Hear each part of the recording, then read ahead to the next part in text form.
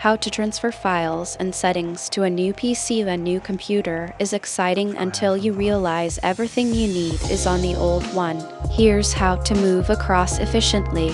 Start by deciding what actually transfers. Files, yes. Settings and applications, partly. And a fresh start is often better than dragging years of accumulation with you. For files, the simplest reliable route is an external drive or cloud storage if your collection is modest, since signing in on the new machine downloads everything automatically. For browser data, sign into your browser account and bookmarks, passwords, and history sync themselves.